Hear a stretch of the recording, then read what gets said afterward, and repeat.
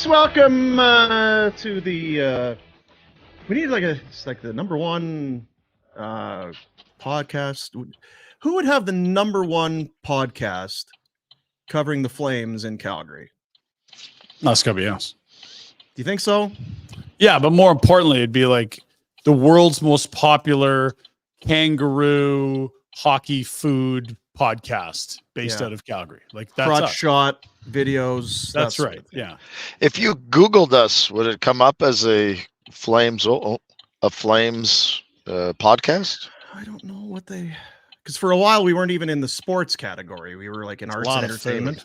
So that's that's. I think that was a mistake, though. I don't. Speaking of food, there's a lot around here. I could eat. I'm starving. What's the? Give us some options. What are we looking at? Okay, well we got Rachel's Mediterranean. It's kind of a. It's the Greek version of Chipotle. Kebab. Dunkin' Donuts. There's a Wendy's spicy chicken. Portobello mushroom melt. I should go check if they do. Portobello mushroom melt. There's a Chick-fil-A. A couple of sub shops. A Southwestern Grill. What is the reputation of the Chick-fil-A? What do we? It is a cult following. Okay. So is it kind of like In and Out but different, or like what are we talking about? Like, well, it's only chickens. I don't know that I've been, and they're not in Canada. So it's only chicken. Only chicken. And don't there's some rules for the people in the drive-through. They have to be like over the top friendly. And I think they have to ask you, how was your day, or how are you doing, or something. They're a faith-based business, I believe. Really? They are not open on Sundays. Yeah. That's Are not you an serious? option. I'm not. I am serious. And Wow. I believe so, because I looked at the franchises, because everyone was lined up when we were in Phoenix during COVID. Mhm. And it's a different approach to things. I'll just say that. Dean and I were looking at franchises too, but Yeah, we decided it wasn't for us. No, I'm surprised you didn't know that. That's the big thing about they're not open. Okay, I did not know that. Yeah. What I remember about them is I think the foul poles in like Houston or somewhere down south, maybe Atlanta. They had the Chick-fil-A advertisements. Always the cows that are like, eat more chicken, and you're like, okay, I'm remembering that. I've never even been there, and I remember that. That's They're famous. They're famous for their sauce. They have a fancy sauce, which is overrated. I believe it is. It's I don't good. recommend it. It's almost a weird honey mustard aioli something or other. Can I flip my phone? Will I look better if I turn it? Yeah, probably. I mean, I look great no matter what. Watch. Yeah, no matter what. Yeah. I'm upside down. Hey. Have you ever been to Raising Cane's, Rep? I don't know if I have. I seen it. I don't recall eating it. Raising Cane's to me is superior. They are all you get there is chicken fingers. It's a chicken finger place. Yep. Chicken finger, fries, coleslaw, and they have the caniac sauce. That's the one. Caniac. Far superior product. Next time, if you're in your travels, I don't know, because I think it's in the kind of the Southwest, Nevada, California. Sure. Yeah, I know. Arizona. I'm sure I saw it in Vegas. But they're getting bigger. They're popping up everywhere. You'll see them sponsoring bigger sporting events and stuff like that. If you ever go, you can go and get the caniac basket and have some caniac sauce. Oh, mama. I read that the Shack had some sort of chicken thing starting up too. Really? Mr. O'Neill. Shake Shack? Anyway, that's good too. That's a different one. That's not the same thing? No. Okay. No, it's not. I said to Ryan before the show started, I said I had a surprise for him today. And he said, I don't know if I like surprises. I said, Ryan, you're going to like this one. So what I need you to do, Ryan, is put your sunglasses on. There you go. You all set? I'm ready. Friday is Hawaiian Shirt Day. So, if you want to, go ahead and wear a Hawaiian shirt and jeans. There you go. Somebody figured out a sound pad over here. Yeah, that's right. Let's go. So what we should do is have the longtime listeners. So what drops were your favorite from back in the day? because it wasn't on the show. I think we were, I don't know where we were, but I threw out a Kevin, and RJ laughed out loud. That was one of his favorites. I was in somewhere. Oh, I got another one. Hang on. Okay. Actually, you know what? I'll save this one. I'll just kind of subtly bring it in. Okay. Yes. Now, if I may, I've always wanted to do a March Madness bracket, but instead of NCAA basketball teams that I don't know anything about, just our drops, because we'd have at least 64 good ones. Ooh. And we could run a live poll in the comments. Guys, March Madness. It's kind of presumptuous, though, that people listened and that they cared enough to remember. They don't even have to. They can just say, I like one or the other. We can tell a little backstory, give them the context, put the poll up. I guess so. But I figured want to make a big bracket. I fucking love brackets. CFL, hire me. He F-bomb brackets, man. He did, yeah. That's how much he likes brackets. That's how much he's emphasizing. Yeah. My one kid is wired the same way. And he'll be eating dinner. He's like, Dad, we have to do an NFL bracket. I don't know how it works. And I'd be like a little post-it note while I'm eating. I thought you were going to say the F-bombs. This chicken's fucking great. No, and then I'll pass him a little post-it note. I say, oh, there's buys for the top seeds. Wow. Yeah. Well, hey, what hope does the kid have, really? He's going to be a nerd for sports. Let's get into the opening statements brought to you by McLeod Law. Shane King, great guy, partner in the litigation and dispute resolution group. Get in there, some common sense, some even keel, level-headed. If you've been laid off or terminated, it can be hard. You can be emotional. Shane can review your situation, make sure you've been treated fairly and as the law requires, using a practical approach, plain language, not legal jargon. When emotions are high, you need some help. You need someone to just kind of, here's the best thing to do. Here's what we definitely should not do, and this is what we should do. And Shane is the best. Whatever your legal situation is, could be stressful. Get a hold of McLeod Law. They have someone there that is going to help you and steer you in the right direction. McLeod-law.com. Great partners of ours here at Flames Nation and at Barn Burner. How about Kinger? I was going to go through this morning, but it would have taken a long time. I was going to take yesterday's show and just grab a montage of us shit talking the Columbus Blue Jackets and just put it together. They're irrelevant. They're terrible. Their coach stinks. They can't draft for the shit. They're friggin' heavy. We said it kind of almost in jest that, well, they're going to do it. Screwed the Flames now. You know they're going to go out and win tonight. And yeah, that's pretty much how social media and my phone was buzzing. Yeah, thanks. Thanks, guys. Pretty much set us up for this. There was no hope. I don't know why I bothered watching after you guys went and ripped them. I guess retro thoughts on this game. Did the Jackets win it? Did the Flames lose it? A couple of horrendous bounces or turnovers or plays, however you want to look at it, for Markstrom. You don't want to spot a team one goal, let alone two.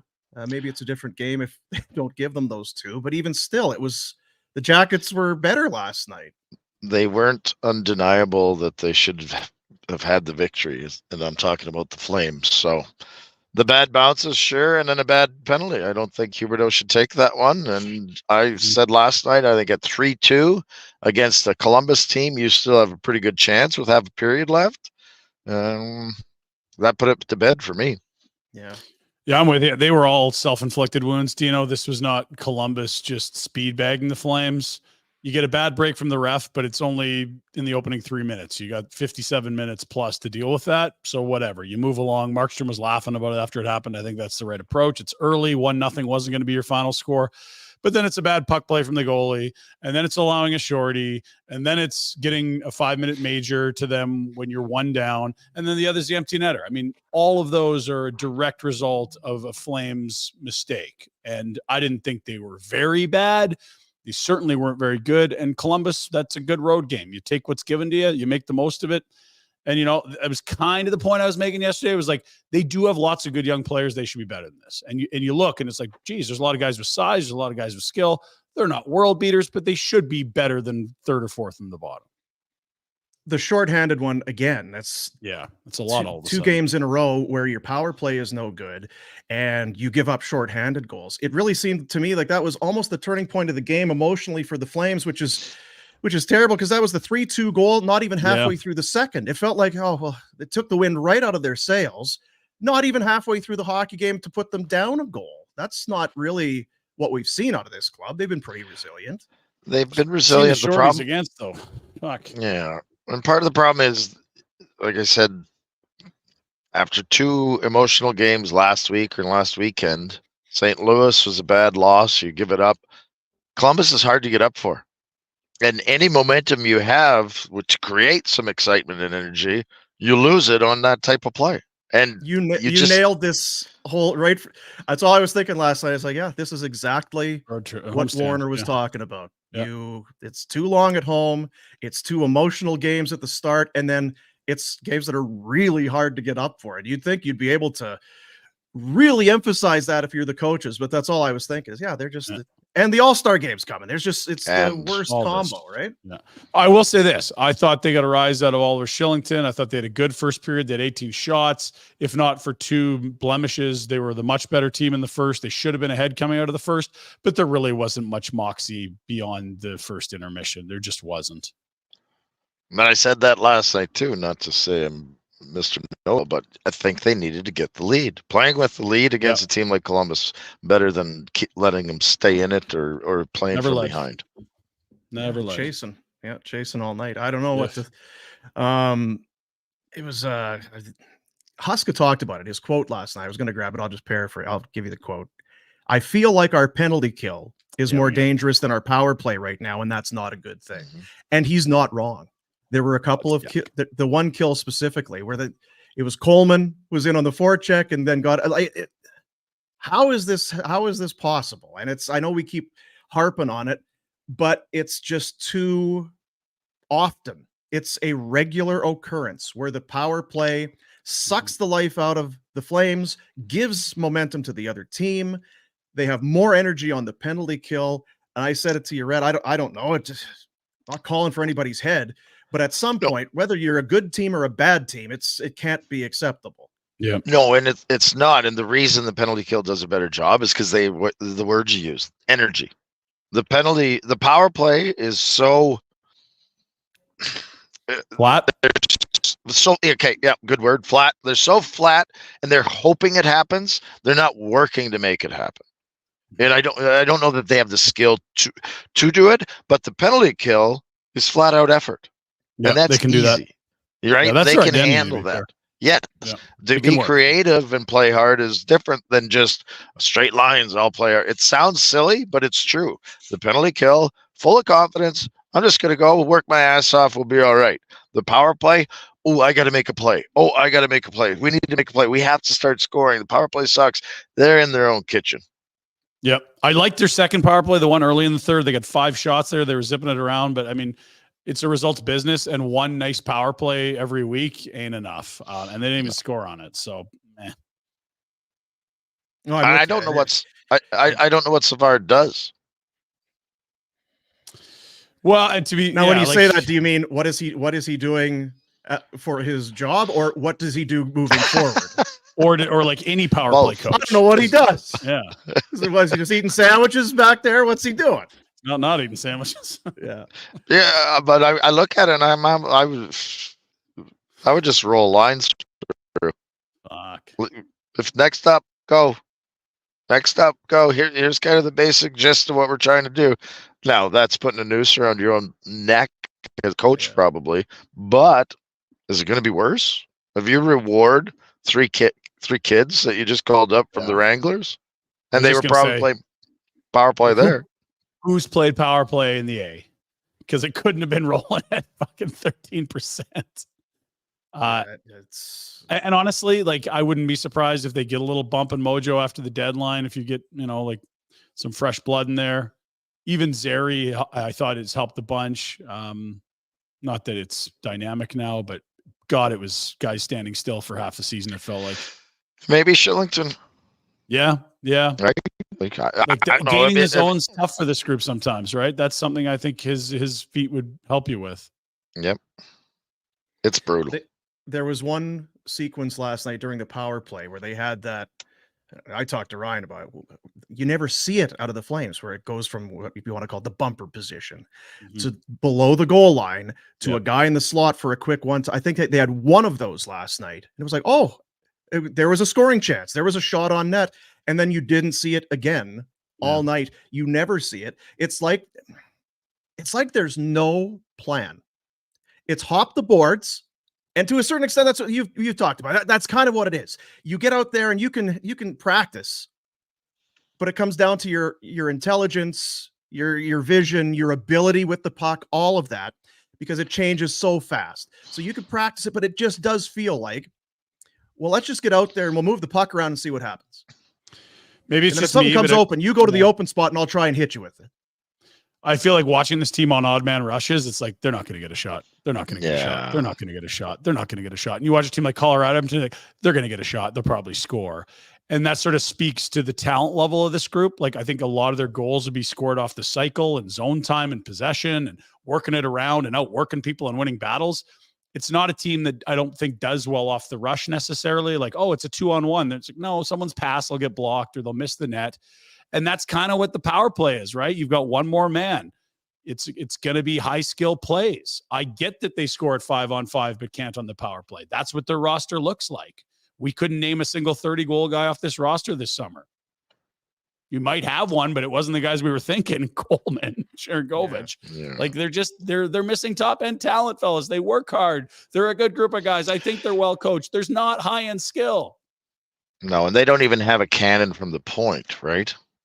Yeah, Rasmus is okay, but no, you want something better than that in theory, right? Is Michael Stone on the payroll? Is Oh my he God, he around is, the dude. building there somewhere? Yeah. He's got I probably think he still, took a zero Depot, off his salary and he's still Depot there. could probably find a pair of skates back there. Oh, I got an old set of graphs or something in here for you. Fire those on. I'm not love Michael. I'm not sure I'm ready for that. I'm Okay, not well. really.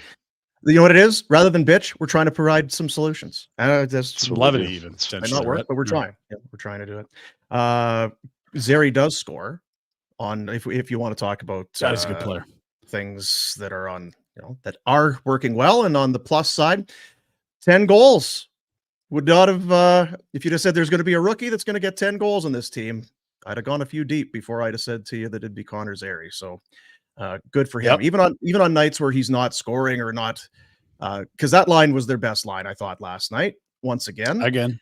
And Good to have Coronado again with another strong performance when you consider the debut was pretty quiet against Edmonton. yeah, and you give him time. You give him Yep. time, but it again just keeps as they lose games.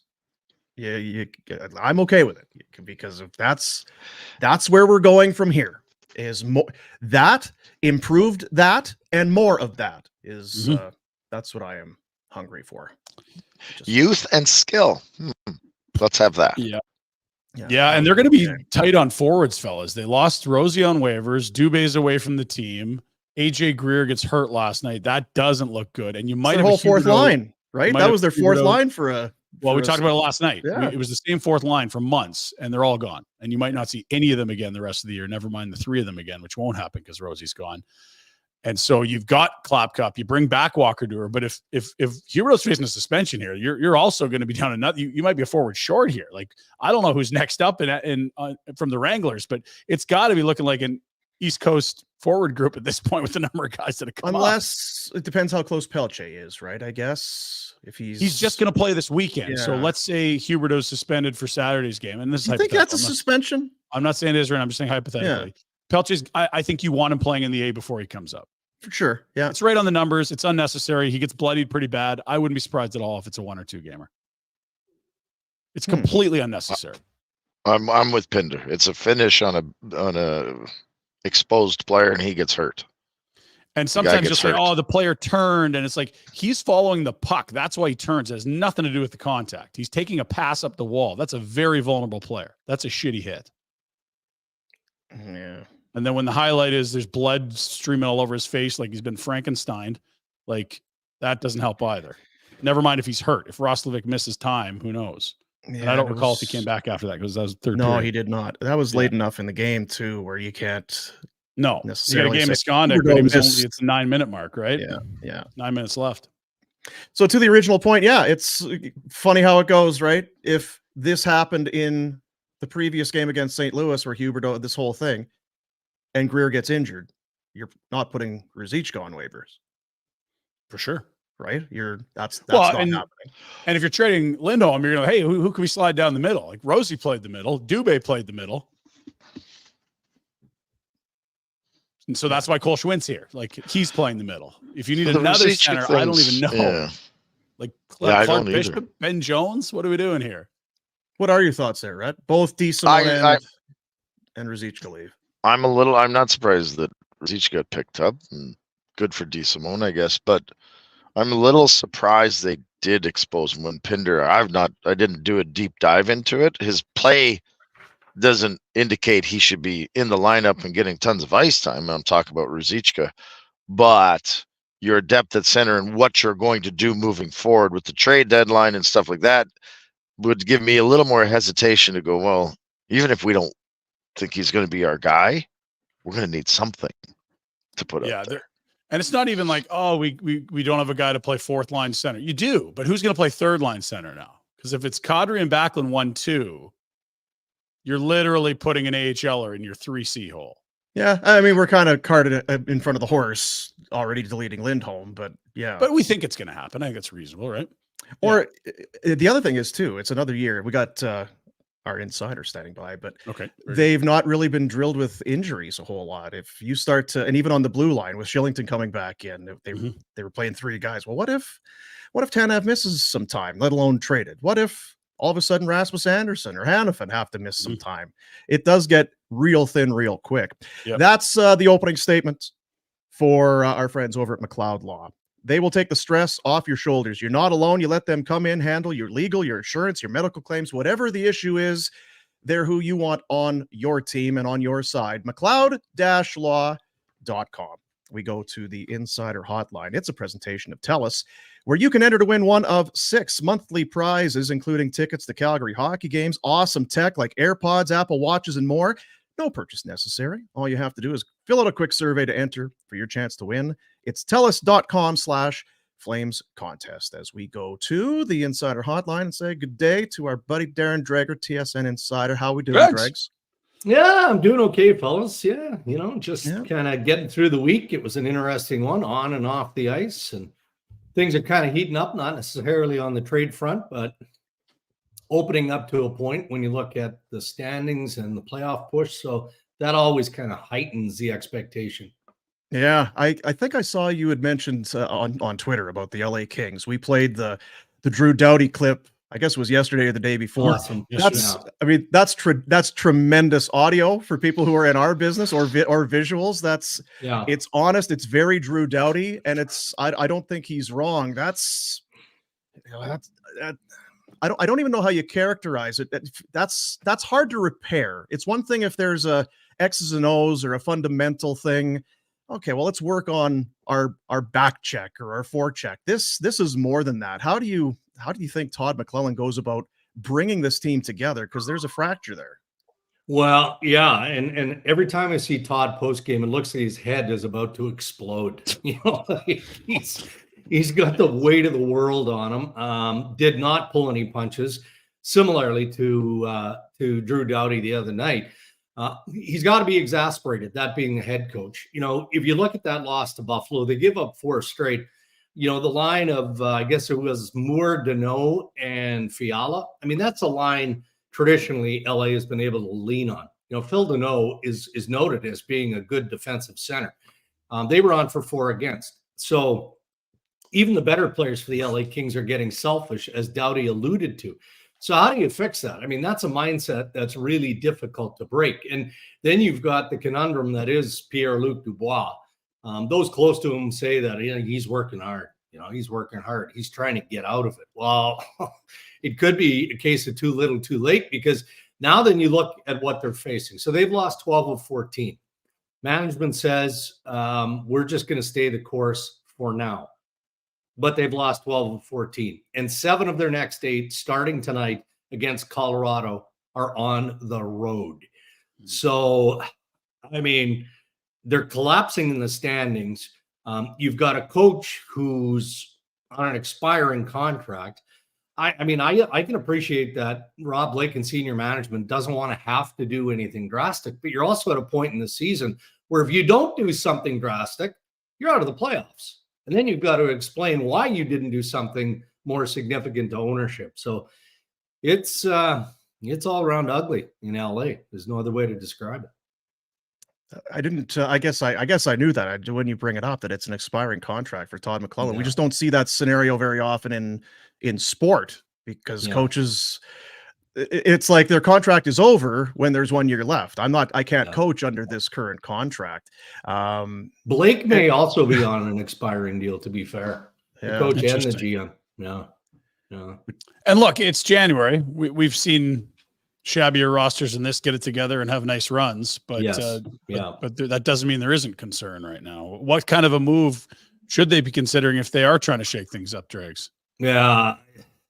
I mean, they keep saying that they've got to fix it internal because, I mean, you're right. Well, like, what can they do? Their big splashy deal was with Winnipeg, Yeah. you know, and bring in Pierre-Luc Dubois. You know, they absolutely rolled the dice on goaltending in signing Cam Talbot, who has been really good.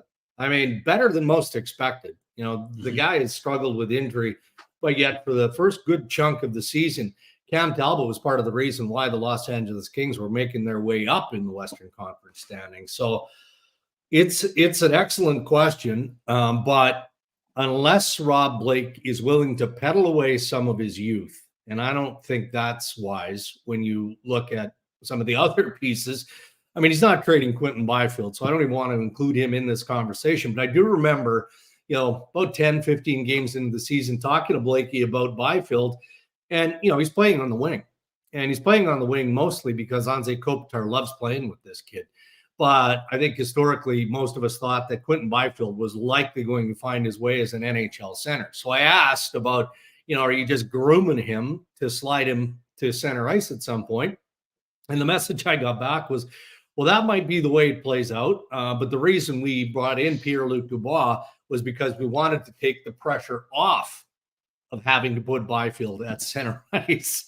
And now you've got Dubois doing what he's doing. They can't even really slide Byfield, who's been tremendous this year, into the center hole because that breaks up another line. So, man, it's messy all around, and there's not really a quick fix. And I'm not even sure coaching would be a quick. I happen to think Todd McClellan's a good coach. I think he's trying to coach his ass off here. You know, it's just, how do you break selfish when that finds its way into your lineup the way that Drew Doughty has explained it? Yeah, I mean, you've got Craig Berube sitting out there, and we can all look at situations where Berube might be an upgrade. I'm not so sure he's an upgrade on Todd McClellan in LA. I mean, they could have a roster problem. Yeah. I think, and I also think you had on Twitter, if not Byfield, maybe a guy like Arthur Kaliev could be not could be had, but might be used as an asset there. A guy who was thought he was going to be a late first. I think he went to the second round. There's a malfunction at the junction there too between player and coach and management. Well, I'll tell you what, I'm a fan of self-deprecating humor. So when somebody takes a shot at me, whether they know they are or not, I find that amusing. I just do. So yeah, on Tuesday, I lumped Philip Broberg and Arthur Kaliev together. Just two young pieces that might need a change. We know that Broberg wants out of the Oilers organization. Mm-hmm. You know, unless they promote him back to the NHL club and actually play him, of course he'd want out. I mean, he can be a defenseman in the National Hockey League every day, all day long.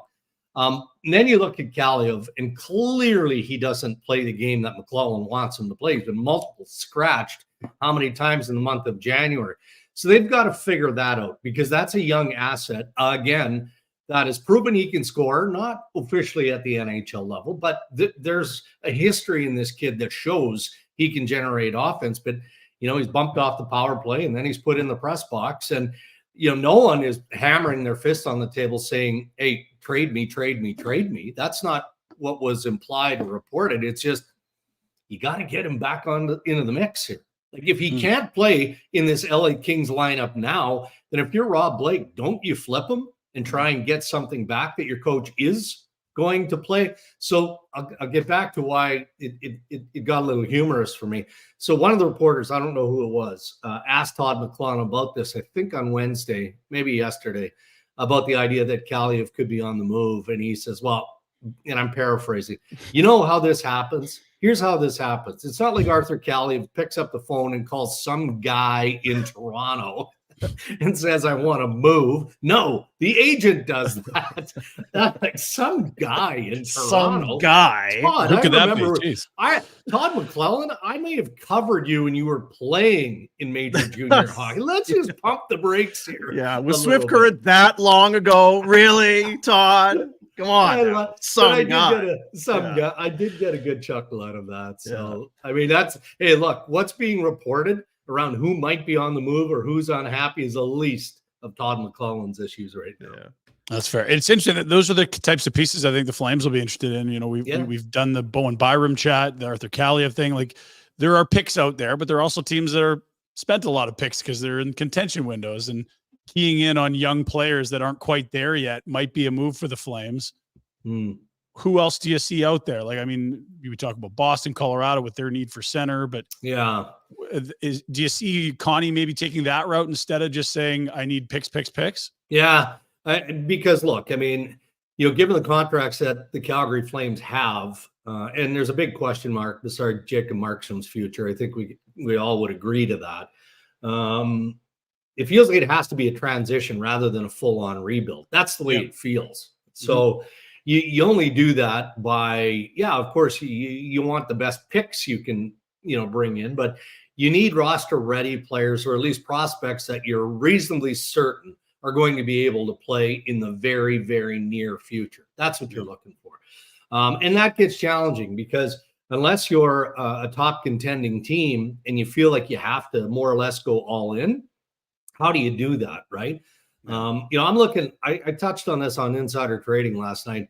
And the one thing that the Columbus Blue Jackets are going to be very mindful and careful of is those young pieces. I mean, it would be nonsensical to throw Fantilli's name out there. It's not happening. Any of those young guys, very, very unlikely. But Columbus and their list of players they're willing to listen on seems to be growing day by day. And Calgary wouldn't be interested in any of the heavyweights there, like Provorov or Lion. So Jenner for me is interesting because pretty much every playoff team, I'm sure, has called Jarmo to say, what about Boone Jenner? But in Jenner's case, the contract is outstanding, and he truly is their heart and soul. So, if you're willing to move Boone Jenner, then look out. It's time to almost consider turning the lights off because the party is over, and here we go again. And you do that being mindful of Johnny Gaudreau and everything else that they've got under wraps in Columbus. So I'm not suggesting there should be a fit for Craig Conroy with Jarmo Kekalainen. I'm just in doing my scouring of the league, I happened into the Columbus situation yesterday morning, and we've talked a bit about Columbus historically, but it's about Peak and Boquist and Roslovic and guys like that. Not some of the bigger names like, Olivier Texier, like names like that might draw a bit of an audience. So I don't see a fit with Calgary, but we'll see. Is Kekalainen the guy that's going to be doing that? I know the Mike Babcock thing did not go over well, and it felt like this is almost the last straw between performance and everything else. Jarmo's been there a long time. I just wonder how late the clock is kind of ticking there, it feels like. I get it. And so one of the few questions that I hate having to ask, not about job security. I mean, every general manager is hired, every coach is hired to be fired. I mean, it's inevitable. It happens some sooner than later. In Babcock's case, in record-setting time. So the question that I don't like to ask, I ask, does Jarmo have the authority to make trades between now and the March 8th trade deadline? Because most people who have paid attention, not close attention, have paid a little bit of attention to Columbus can recognize it's time for different leadership there. It sounds like they want to wait until the offseason. So if you're waiting till the offseason, but you don't necessarily have confidence in management, then the follow-up question has to be, does he have the authority? And I'm told that he does. Hey, part of me wants to give the Columbus ownership credit there too, right? Because loyalty can be razor thin in pro sport, major league sport. We're reminded of this almost on a monthly basis. And ownership of the Columbus Blue Jackets, senior management have been unbelievably patient and loyal to Yarmo over the years. Mhm. Were you, I guess, how surprised were you? I think we were all kind of surprised. Lou Lamoriello is the king of keeping things under wraps, and then Patrick Waugh is trotted out as his new head coach. Yeah. Did you have any inkling, or did you see that coming, and what do you make of the fit? Didn't have an inkling that Lou and Patrick Waugh were connected. No, did not.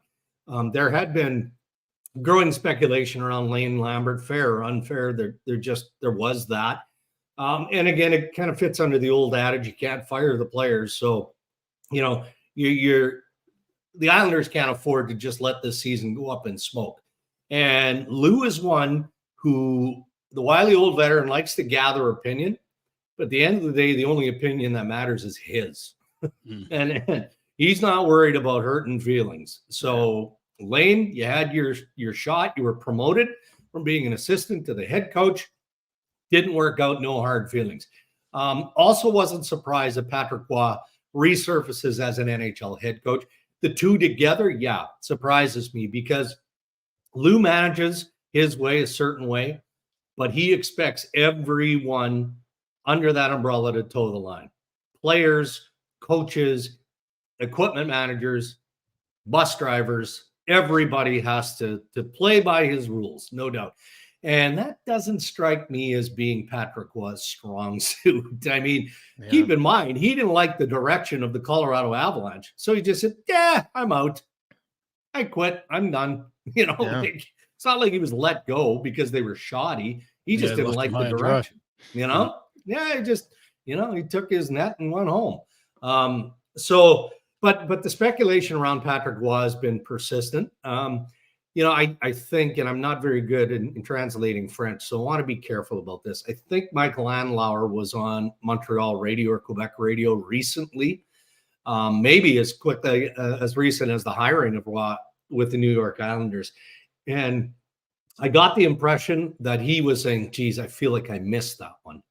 And not for now. I mean, Jacques Martin is the interim head coach of the Ottawa Senators, but I think he may have been hoping that Patrick Waugh was going to stay unemployed from an NHL standpoint until the offseason. So people have talked about him over the years, no doubt.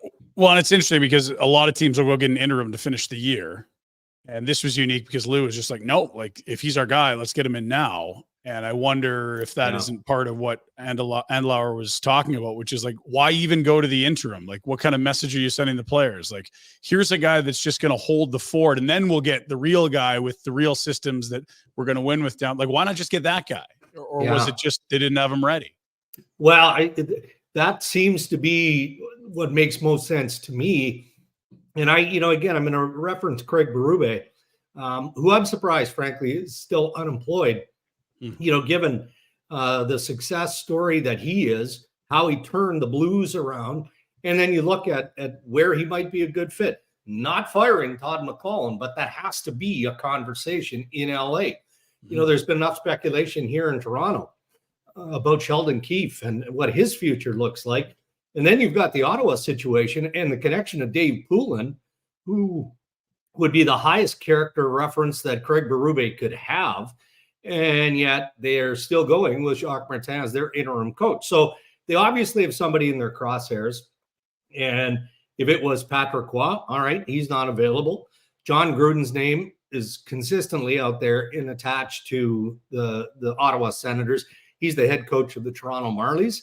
But I'm kind of with you. You know, there's some danger in playing that game with the interim head coach because, you know, what if Toronto just says, no, you know, we're not giving him permission to speak to you. Divisional rival. Yeah. You know what? And if John Gruden is that good of a coach, and by all accounts he is, yeah, maybe there are other teams around the National Hockey League. Maybe Toronto wants to look at him. I doubt it, but I mean, those are scenarios that can be problematic when you've got an interim guy on your bench.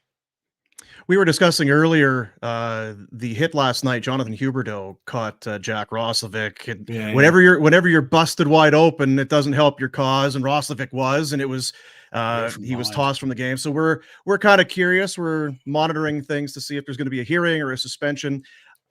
There will be a suspension to Brendan Gallagher. What do you make of that hit? It was deliberate, and that's as bad as one as we've seen. I Agreed. which is not really his MO, Yeah. but it's nasty. And I'm very curious what this is going to get. Well, and look, there's so many different things and factors that go into, establishing supplemental discipline. Time of the game. So this is a third period hit. What is Gallagher trying to do there by raising that elbow up to that point where it catches Adam Pelech just square in the face? Now, Gallagher does not have a history.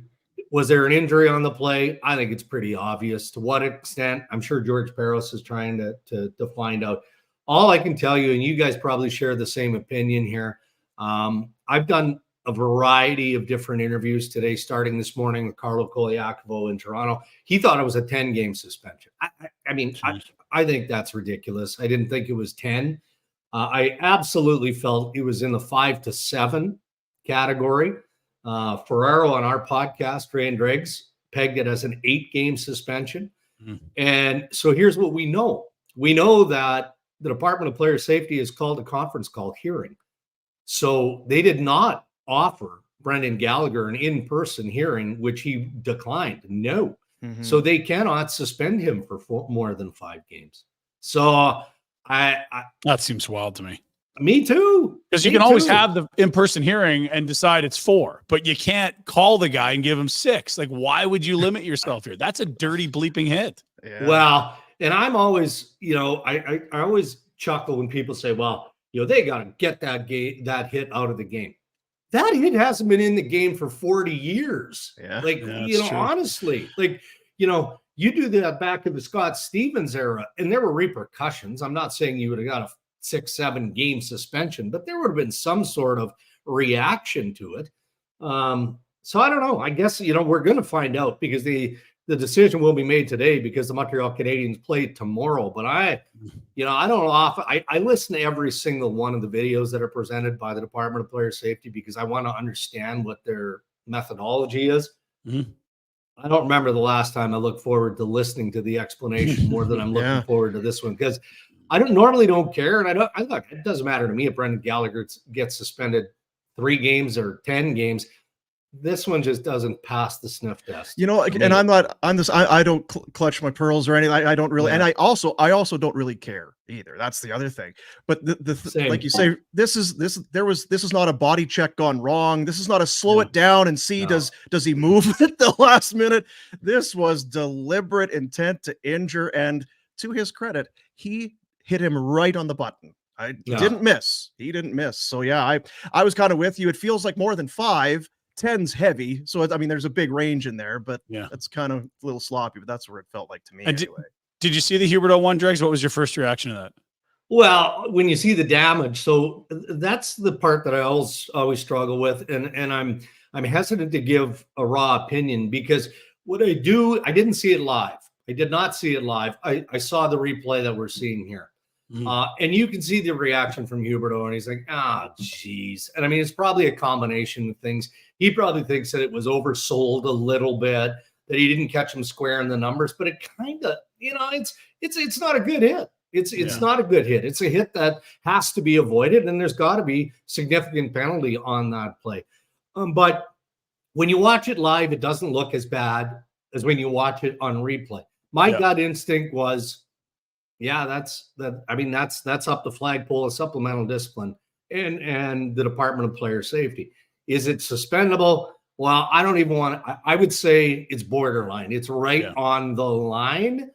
But given what we just saw in the video here of Gallagher taking out Pelech and it being maximum 5, I don't know. That's the problem we have with Department of Player Safety. It's just like case to case. It just feels like spin the wheel of justice. We always joke. Like it's just, these are comparable. No, they're not apparently. And then, this is 2. How is this 4? Yeah. And the other thing is we don't know the status of Roslovic, but that's part of the formula, right? Because that happened halfway through the third period. If he misses games of the Conky, it's a lot easier to say, sit him down for 1 or 2. Remind me, David Perron, just how many games did he get for that hit against the Red Wings? 5 or 6? Yeah, it was in that range, but I don't remember off the top of my head.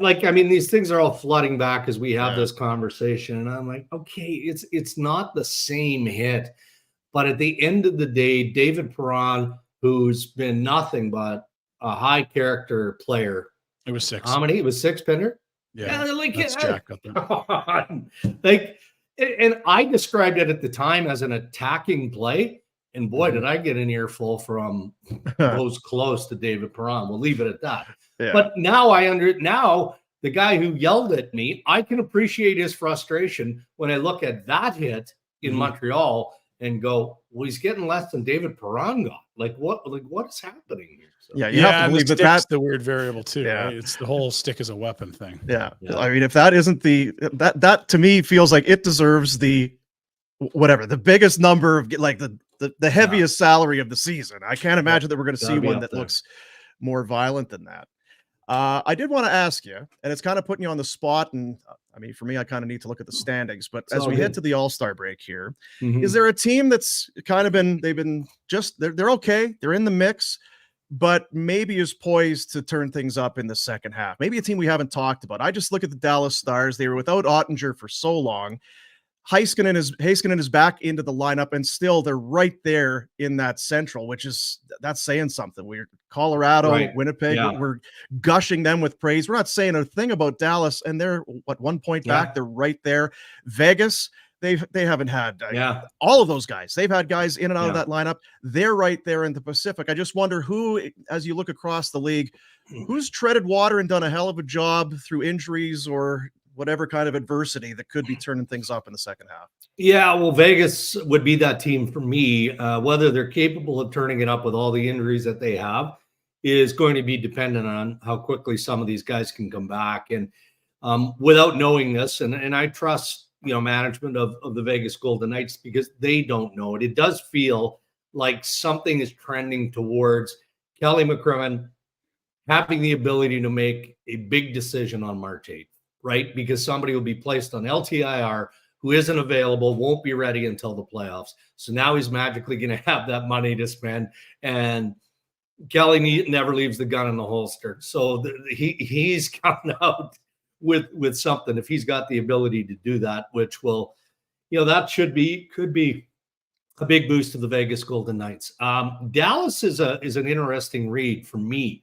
So the Dallas Stars had 3 pro scouts at their game in Montreal less than a week ago. Was it on the weekend? And we made a big deal of it here in the East and media because, normally, and GMs laugh when we start talking about the scouts attending games because scouts pre-schedule. Well, I understand that, but teams do not send 3 pro scouts to a single game. They've got something identified. Dallas is looking for a defenseman. That was the Ottawa-Montreal game. I don't think they've got the wherewithal to take a run at Jake Chychrun out of Ottawa. So I'm looking at maybe Mike Matheson, David Savard maybe.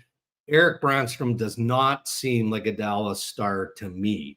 But if they can bolster their blue line in Dallas, that team is always pesky to play against. Was so well coached. So those are 2 teams for sure in the West that are worth our attention.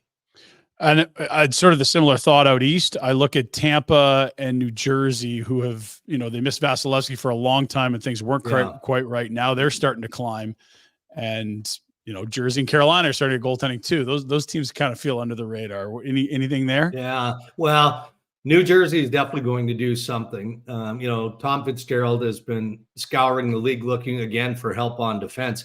He's got his 7, 8, 9, and 10 guys playing in the National Hockey League right now. So they need some help there. It's game-by-game goaltending for the New Jersey Devils. Let's see when that goalie market pops. I'd be shocked if Fitzy and Craig Conroy aren't having consistent conversation about the potential of a Markstrom fit. I don't know that. I'm just saying that makes a lot of sense because the one thing that Fitzy was concerned about in having trade negotiations with Winnipeg in the offseason on Connor Hellebuck was what is that extension going to look like? And they couldn't afford it. So it really didn't go anywhere. But they knew then they needed an upgrade in goal. And now more than ever, they know that they need an upgrade in goal. So who is that going to be? is San Jose. Mackenzie Blackwood's not going back to New Jersey, but all it takes normally is for one piece to go, and then the others will kind of follow. Tampa Bay is always a unique study because Julien Brisebois is as good as it gets among NHL general managers at or around the trade deadline in utilizing whatever future assets he has to just make sure that his team is as well equipped as they can be to not make the playoffs, to again charge for a Stanley Cup. And what the Florida Panthers did last season, guys, I think that's fueled a lot of teams. The appetite, like, hey, we just got to get in. Mm-hmm. If we get in and we've made the upgrade and we're good here and we're good here, let's not worry about being the 8th seed. Yeah. Let's just make sure that we've ticked a few boxes because we can get that momentum flowing. So those 3 teams are going to be key to watch in the East. You've mentioned Markstrom a couple of times, and I find, because we do this thing every day, and we feel okay. Lindholm is that's a Tanev, that sort of thing. Yeah, and then it's what about Markstrom? Well, we don't. Well, no one knows. He's got a no move. He's got term left on his contract. That's hard to move, but I think they would eat money if the deal's right. And there's no doubt that of all the players we talk about, no one, I think, would make a greater impact for the team that gets him, and no trade would have a greater haul for the Flames. It would be a blockbuster. Yeah. But we don't spend a whole lot of time on it because it could be much ado about nothing. And complicated. So you guys tell me, I don't know this. Does Markstrom have children? Just had his first last spring. Yeah. Started playing well after the first arrived. Yeah. Yeah. Okay. So he's got complications in his life. And it's especially players who are protected with the no trade, no moves and all of that. They run the show. They 100% run the show. And managers are sensitive, not because of the trade protection, about life and the upheaval and all of that. There will be a conversation with Jacob Markstrom, if it hasn't already happened, between now and March 8th, especially if Calgary continues to drift back. I mean, it feels like every week we keep talking about the next couple of games for the Flames, the next couple of, let's see how they do here. Let's see. Well, last night was not a good indication of the direction that the Flames are going in here. What are they, 6-7 points out of a wild card spot? Yeah. They're back to a game under 500. They won 4 in a row and then they lost 4 in a row. So you start to think they can, and then, no, they can't. So it feels like, if it hasn't happened yet, it will after the All-Star, soon after the All-Star, where Conroy is going to have a level of interest. The teams that are legit interested in Markstrom. And he's going to go to the agent, Newport, or directly to the player and say, you're in the driver's seat. What do you want to do? Are you interested in us furthering conversations with team X, Y, and Z? And if Jacob says, yeah, I'm interested. I want to play. I want to go to a contending team because I want to chase the Stanley Cup. Well, then discussions turn to negotiations and likely he gets traded. Until that happens, I'm in the other camp that thinks that this is more likely an off-season thing, if at all. That would fit the family thing too. It's tough to move on days notice and leave, wife really and hard. Newborn rather than, we've got a full summer to do this. Could this be a draft week thing? That is the other window. We see huge deals. It's deadline and then leading into the draft, right? Agreed. So, definitely this is where we struggle in the world of creating these trade bait graphics and lists and all of that, because how can you not have Markstrom's name on that graphic? But if you knew 100% he was in play, he'd be top 5. I was going to say, how do you put him on there and then not have him at the top or near the top? 100%. How can you not? And he might be a hard no on even getting dealt anyway.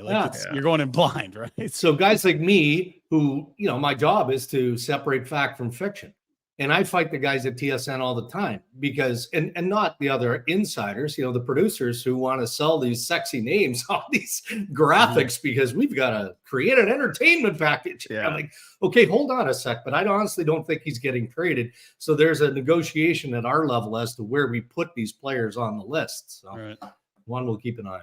Oh, you're smooth. See, whether it's with agents or, you're that guy. You're that guy in Toronto, some guy in Toronto. You find a way to get it. It's why my hair is as gray as it is, man. You're a good boy, Dregs. Appreciate you. Have a great week, pal. Yeah, you too. Thanks. There he fellas. is, Yeah. TSN insider and one of our insiders on the Hockey Hotline. Brought to you by TELUS, world-leading technology, driving meaningful change, transforming healthcare, making our food supply more sustainable. They are the most giving company in the world. Learn more at TELUS.com/givesback. Let's make the future friendly with TELUS. There you go. That's Darren Dreger. Now, I were do you with like me this there? Markstrom chat. I do. You just hear Mark. Oh, well, Drake's brought up Markstrom. And I'm not trying to put Drake, but we are there, right? That do we even bother talking about Markstrom? Well, I don't know just if think, we should feel now again, we do it every day, so we had lots of time, but yeah, it's the biggest deal the team could make. it probably But is. it's also yeah. probably, it feels like the furthest one away from actually happening. I think a Hanifin one could be comparable, Dino, because of the minutes he can play and how young he is. But I think it's in the same neighborhood. They're both blockbusters if they happen. Lindholm, you'd hope could have been that, but not with the season he's having. I think it's a less fruitful one, but still a solid deal. And Tanev, he is what he is. He's an expiring rental who's 35. So look, my one thought I keep having on Markstrom is there's no guarantee he looks this good next year. None whatsoever. And if you go year by year in Calgary, it is not steady Eddie. It's pretty volatile, which isn't him necessarily. It's goalies. But selling a guy when he's on is the entire name of the game for asset management. And that doesn't mean it has to happen now, but this is the deadline where he's worth the most. And this summer leading into the draft will be the summer he's worth the most. If he's here in October, it feels like a missed opportunity. Doesn't mean you can't trade him, but I just have a tough time thinking he'd be worth more next year. I'm not going to disagree with you. And if you get to the off season and you've missed the playoffs again, and you feel like Dustin Wolf is a guy, and that your goaltending tandem would be, it's hard to, but it comes down to Markstrom, like Drake said. What does he want to do? I don't know. The whole talk was when he came here, he and Lindholm are buddies. That's how it came to be. They wanted to play together. Not to say they're going to play together again, but if his buddy's leaving, then that's maybe one less thing that has him tied. And he came here to win. They were in a contention window. They aren't now. I don't know Jacob at all, but chatting with some people in his universe, no one thought this would be a big sticking point. That if the team arrives at a spot where it's clear they're not competitive, he is incredibly competitive and wants to win. They're not winning the cup the next 2 years. Like we talked about it last night. The best case scenario is like 3, 4, 5 years. You could have a really competitive club again. He's gone. He's late 30s. He might not be in the league. This is it for Jacob Markstrom to try to win.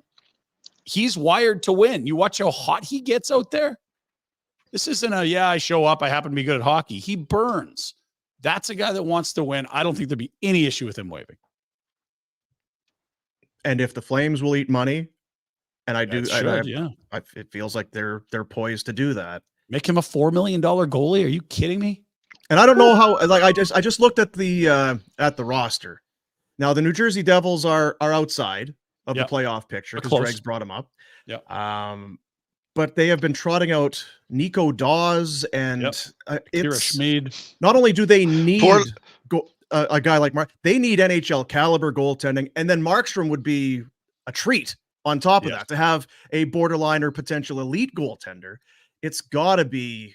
You're really looking at the rest of your club there and feel like this is a disservice to everybody in this locker room if I don't try and upgrade the goaltend. Totally. And didn't Lindy Ruff go through that in Dallas that one year where they had one hell of a squad and the goaltending couldn't stop I want to say changing multiple times during a game, changing goalies. I don't know what to do. Don't know what to do. What are you today? Are you good today or are you no good today? Just let me know. I think it was Niemi and Lettinen. Am I right? Yeah, that's who it was. Because the Flames were tied to that. Chris Russell went to Dallas that year. That's right. And if they got to the Western Conference Final or through it or whatever it went from a second to a first. And there they were in Game 7 with no fucking goaltending. And it ends up being a second round or not a first. And you're like, oh, if Dallas had goalies, Chris Russell would have got you a first. That would have been something. New Jersey is one. And we've talked about Carolina. We've mentioned it on the show yesterday. They grabbed Spencer Martin off waivers from Columbus. Oof. I don't know what Frederick Anderson's health situation is, but it feels like even at his best, is he a guy that he can take us 4 rounds deep? I don't know. But outside of that, I don't know how many suitors would there realistically be for a team that needs high level goaltending and is poised for a run potentially. LA, Toronto, Carolina, Jersey. That's 4 teams that have huge expectations coming into the season on them. All of them need more stability in net. LA's actually gotten it, but I think we understand that it's kind of a bit of a mirage there. Like Dave Rittich is pitching a 943 here with the injuries they've had. That's not who he is. Cam Talbot had a lovely start. That's not who he's been his whole career. But all those teams would be like, yeah, we could definitely upgrade our goaltending. And as we always talked about last summer, you get someone to give you 930 net mining for a month. Why not you playing in the Stanley Cup final? Connie. Come on, Connie. Connie's sitting there. Oh, shucks. I don't know. I don't know what we should. I don't want to hurt his feelings or anything. We really like the guy. I would love to be in some of those conversations between him and Iggy, or him and whoever else his sounding board is. I'll tell you what, though, in the conversations I've had with Craig, I'm not worried. Like, we have fun because he's a super nice guy, but you know what he also is? He's a competitor and he wants to win. And there is another side to Conroy that I think a lot of fans don't know. Rhett, you would have seen it, that it's not all, rainbows and flowers. Yeah, he's a nice guy, but he wants to win. He's not going to get screwed over here because he's super nice to somebody. No, that's a ridiculous thing to even consider. He's worked his ass off to be where he's at. He worked his ass off to have a good career. He knows the game. He knows what, you know what I mean? Like, I think he's pretty smart about the situation the Flames are in. And I think he's a great talent evaluator, Rhett. Like, that's his strength. He was excited to get to Moncton to watch the top prospects game. Like, it's in his blood. He does love that part. And he said it at the time, and he said it to us, off air, if you want to call it that, is that it's important to me. I don't want to be a GM that sits in draft time when we're at the draft, sitting in the room, and I don't really know who these guys are or how I feel about them. I'm taking everybody's word on it. I need to see these guys so I can feel good in my gut about making a trade or making a pick. So he's got trust issues. Yeah. It's horrible delegating. That's what no, but we were there in Nashville at the draft, and they select Honzek in the first round, and Connie, who was then the GM, but the assistant GM for the bulk of that season, talked a ton about the viewings he had, games, where the game was, and what he saw from Honzek in terms of, okay, they were out of it, but he kept going and he pulled them back in. And, that's a very important thing for him, is to not just read reports, but to be in a rink and see context of the box score, right? Markstrom. Marky. Do we want a Markstrom deal? Because if there's other deals at the deadline, that'll give us stuff to talk about. But then if they wait till summer, then that gives us something to talk about. Guys. Spread out the content. Would you like to see this team pick in the top 5? It's a slam dunk if they trade Markstrom. How many points has he stolen since November? Well, he wasn't very good last night. No, but you know what? There's guys that can give you not very good last night the rest of the way here. Just and look, yeah. Dustin Wolf's an incredible prospect. We don't know what he is at the NHL level. And if we're being reasonable, you got to give him a couple of years to find his feet in this league. UC Saros is a phenomenal goalie. Second in Vezina voting in the last few years here? Like, it took him years to take the torch from the big, tall Finnish netminder who I've said, Pekkarinen. And like, he's the comp for this guy. He's a smaller in stature, phenomenal athlete goalie. You can't expect this guy to walk in and be Pat Roy carrying a team to the final that year. Like, you have to give this guy time to figure out the league. Well, there you go. That's where we sit. A couple things here before we get to the Pinder Report. On social media, we've been we're going to, on Monday, we'll announce a winner. The Hearing Loss Clinic. Good friends of ours. They've been supplying us. It's been awesome. They've been supplying us with giveaways and jerseys and whatnot. And the one that is up right now there, you see it, Kadeem Carey of the Stampeders. Autographed jersey. We got an autographed football there as well. But you have to get on social media. That's how you win. So you can go to our social media, Flames Nation. You'll find the direction from there. But it's at The Hearing Loss on X, at The Hearing Loss Clinic on Instagram. You need to be following them. They pump out a lot of content, a lot of good stuff. Maybe they'll convince you that you need to go and have your hearing assessed like they did for me, and how my life has come around.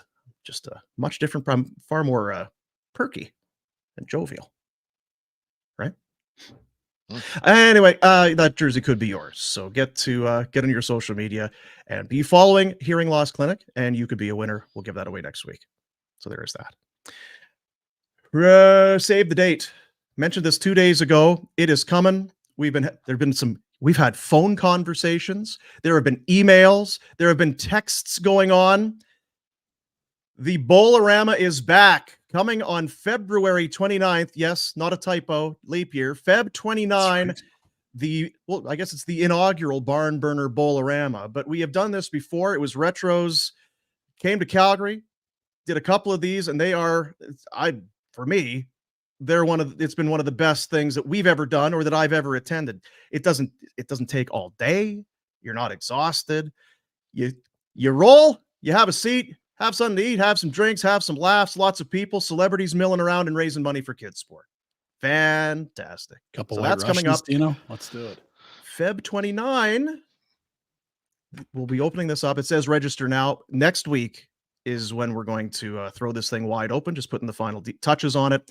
We expect it to sell out, with fingers crossed, not presumptuous, but we expect that there's a finite number of lanes, so we expect it to be a sellout. So be ready to jump in next week. nationgear.ca is the website that we will be taking registrations at.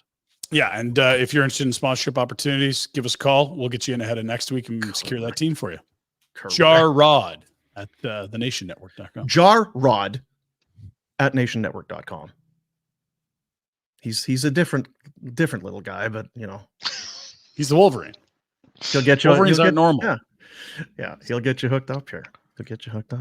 Let's take a look at the Pinder Report. I'm never sure. It's like, now it's time for dumb stuff. Okay, well, is it going to make me laugh? Is it going to make me cringe? Am I going to puke? What's it going to be? No puke. Good. Village Honda presents the Pinder Report. They are your dealership for life. The Honda Civic continues to lead the way in value, reliability, and performance. The 2024 Civic received a 10 out of 10 in Car and Driver's comprehensive vehicle testing.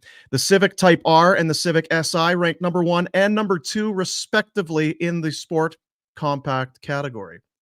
You can't do better than that, is what I'm telling you. Leading the way, it's Village Honda, located in the Northwest Auto Mall.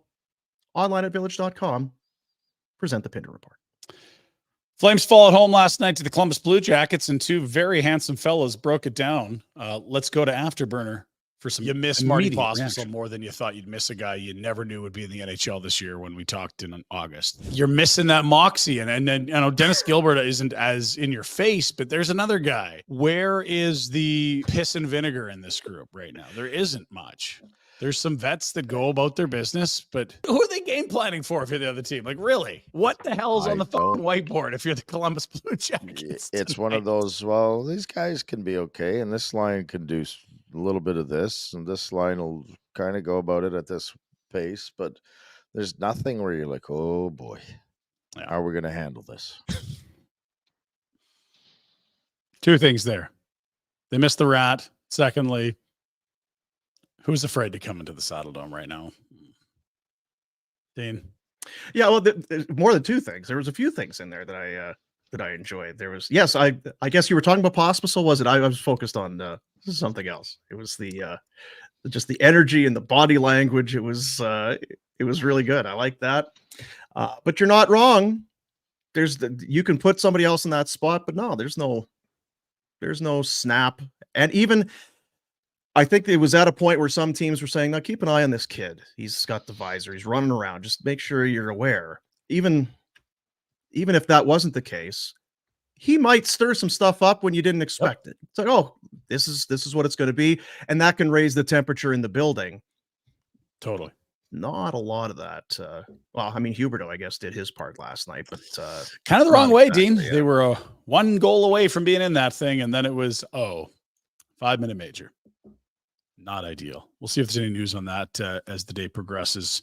regarding any chats with Department of Player Safety, a fine, suspension, or nothing at all. Inverse standings looking a lot better, fellas. All of a sudden, tied for 7th. They've only traded Zadorov, Dean. Only. That's it. Come on, Minnie.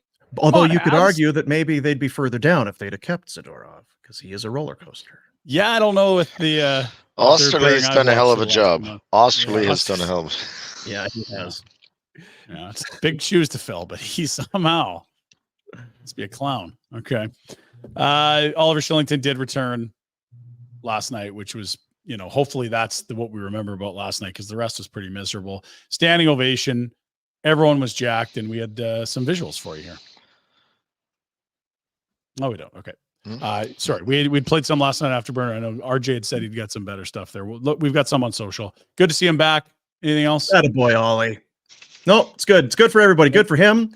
Hope that good for the Flames. What did they have? 13, 14 minutes last night, kind of easing them in. Awesome. Started with Tanev, ended up with Osterley. I know which one of those pairs I prefer. Yep. We saw the Huberdeau hit. We'll wait and see on that. We heard the Huska quote. Our penalty kill more dangerous than our power play right now, and that's not a good thing. He didn't need to tell us that, but we have been joking about it for a while, and we know it's not a good thing. We've also kind of taken a club to Mark Savard's power play here already today as well. I don't know that we need to go back down that track. Probably Ryan not. Pike. Sorry. No, I said probably not. And that gap between power play goals and shorthanded goals given up continues to gets a little bit smaller. So congrats to the Flames on another shorty allowed. And we're talking like hours of power play time now, like over a full game. And it's like, the penalty killers could keep it close. Maybe the power play wins by 1. Like, what are we talking about here? The minutes shorthanded? They go weeks between power play goals. Jeez. AJ Greer. We showed it on Afterburner last night. It's not for those who so we'll read the quote. Off day today, don't expect an update. And Pike also noting that the Wranglers have totally been raided. This forward ranks has just been pillaged of late. I don't know that they'll have 12 healthy forwards on Saturday if Huberdeau's suspended. I'm a little surprised to see a Friday day off with the All-Star break. I'm sure it was scheduled in there some way, somehow, but they have to have a certain number of months, so it would have been done like in August. But 5 of 6 on the was planned homestand in August too, though. Anyway, the Greer one, that's high ankle, that's broken ankle, that's severely sprained ankle. Bad. Or guy could have been an asset at the deadline, and now maybe you could say, hey, he'll be healthy in a month, but that sucks. And we talked about it last night. You're just glad it's not Tanev, because that's the guy that skates around. You're worried about him getting hurt every night. Yeah, it was another nice find for the Flames. Of the things that we talk about, it's been the Sharangovich Toffoli swap that's worked out really, really well for them. I think the Greer has been a guy that's been consistent. I don't know that it's an easy job or everyone would do it, Rhett. It's easy to say, just go out there and crash and forecheck. He got goals. He's had energy. He's fought here there. Team, quite frankly, where it's just plucked off the waiver wire, and not all waiver wire claims have been impactful. That's what I was going to say. Is Ruzic going to be as impactful off the waiver wire for Arizona? Like, it's not a regular occurrence. Guys get picked up, but it doesn't always turn into something. Mm-hmm. Hopefully he did enough this year to at least get himself that contract for, moving forward, that there's enough game film from this year to impress a GM out there. Maybe there's one in Calgary that's impressed to give him another contract, but we'll see. We will move. What do we know about the Hawks? Chicago's coming in. It's their next opponent. It's tomorrow night. It's the final game before the All-Star break. Well, last night they were in Edmonton. So I guess what we know about the Hawks is that, See, the Oilers have won 15 in a row, but that's really not that impressive. Try losing 19 straight on the road. Losing 19 straight on the road. They've scored 10 goals in their last 9 games per Mark Lazarus. And it was Calvin in net for the Oilers, right? It was not Skinner. I believe it was Calvin. Calvin. You have to shut up. Pick your. And this was before last night. That's how ugly it is. They're averaging less than 2 goals a game, 4.5 against. Power play worse than the Flames on the year. Penalty kill below 70. They haven't won on the road since November 9th. And if that sounds somewhat familiar, it's because it might be, Dean. The Columbus Blue Jackets hadn't had a regulation win since December 19th. And they were just here yesterday. Yeah. So if you think last night was rock bottom, there is a chance it's not. And Chicago had that rare win back earlier this month against the Flames. Yeah, that was at home where they've been not 19 losses. The Gallagher hit, we talked about it. We showed it with Darren Dreger. Ugly, elbow right to the button. And look at him. He's got him tracked the whole way. It's eyes on him and bang. Like, what are we doing? Yeah, that's not a guy coming across the blue line and idiotic. they click knees or... No. I can't believe he even put his hand out afterwards. Like, what? What? What ref? God. What? What? Yeah. What? What happened earlier in that shift, or what precipitated that? Because that's What could happen that makes that okay? That's what I'm wondering. That is by design. Yes. Very much on purpose. Deliberate. We got some more outdoor games for you. I'll give you a guess, but you won't know where it is and who's playing. Great. Pittsburgh. Nope. Saskatoon. Rangers, Flyers, Islanders, Devils. Like we're somewhere in New York. Yeah, the Subway's going on here. You got the vibe? Subway. Oh, okay. What's the Stadium Series? I know it's coming up. So Feb 17 and 18, if my dates are correct. There'll be 2 NHL games, back-to-back days. And I like the little rivalries we got here. It's always good when you can get Rangers Islanders and Philly Devils. Like in years prior, those are bottom dwellers. Those are both teams with playoff aspirations. That should be fun. And again, Feb 17 and 18. All right. I know you guys like the drip, so I had to show you the unis. They didn't give you much of a look there, though. Go back to that last image. Jack just flashed it real quick. Sneaky. They're being kind of devious. Yeah, it's going to get you excited. It's a tease. Yeah. Go back to that headline, Jack. That still, there we are. So those are zoomed out a bit, but you can see, okay, the vibes on them.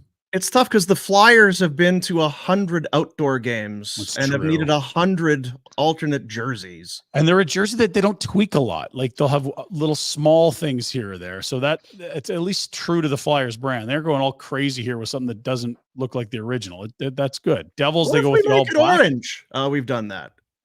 Black? Yep, done. Black already. A white? Well, we're in white all the time anyway. Oh, did I ask about black? Yeah, just move on. Next. Isles and Rangers going big font on the front. Actually, not a lot of people like the Isles ones. I think those are all right. I appreciate it because of my eyesight. I know There you who go. I'm looking at right there. Yep. Yeah. That's the Isles and the NYRs. Nair. Yep. Nair. Oh, and Tippett got a deal, fellas. He's having a monster year with the Flyers. Nice little pickup. Remember when Philly's hands were tied? Claude Giroux wants to go to Florida. We're screwed. They had to settle for a first in Tippett. That's a rental. I think that's what the deal was. Yeah, that's okay. You're going to be all right. $50 million. That's how good he's been. Wow. And from people that watch him more than I do, good paycheck for him. Could be a real good value deal for the Flyers. Win-win. Let's go. NHL tonight, what are we looking at, fellas? Not a lot, but some doozies in here. Vegas against the Rangers. I love that. That could be your Stanley Cup final. Those are 2 teams with Stanley Cup aspirations. Penguins are on the outside looking in. They get the Panthers, who are a bunch of greaseballs. William Lockwood, do you see the latest? Like it's Cousins, it's Gadjevic, it's the Lamborghini, it's Kachuk, it's now Lockwood running over Marc-Andre Fleury. They're the most hated team in the league now. The Panthers have got the mantle, boys. I'm sorry. Well, if you're going to lean into it, if that's your thing, then own it. Rhett tonight at 9 Eastern will have his Dubois jersey on as the Kings play Colorado. That's his favorite guy right now. Can't wait. And then Seattle was one of the teams in the nightcap. We'll get to some of that stuff later on. Yeah, they got the Blues. Maybe one of those teams might even make the playoffs. How about that? Okay, NFL we go. Oh, sorry. We got some crazy shit happened in Europe we got to get to first. If you didn't like the Brendan Gallagher one, I want your thoughts on this one here. Där. Blindside. Blindside. Den är Oh my. Keep watching. It gets better. Och så måste han få hjälp och då kliver han in där och känner att någon måste hjälpa Excuse mig. me. Och Lodin. Claude, you're at the wrong bench. Det där, Oh, give him a hug. det var- Oh. Jag tycker att det är så väldigt vackert. Yeah, he's in La La Land there, Dino. They're not. That's not Westland support. That's Westland. No. They don't like it. He's cuckoo for Bad. Cocoa Puffs right there. Ooh, keep where that up. am I? He is Cucurici in the Capusta. Are you my mother? Keep your- Holy. Wrong bench, buddy. Okay, NFL, are we excited? There's 3 games left. Yes. Okay, there it is. That was the field. We're down to 4. Are you fine Kansas with that City- bracket?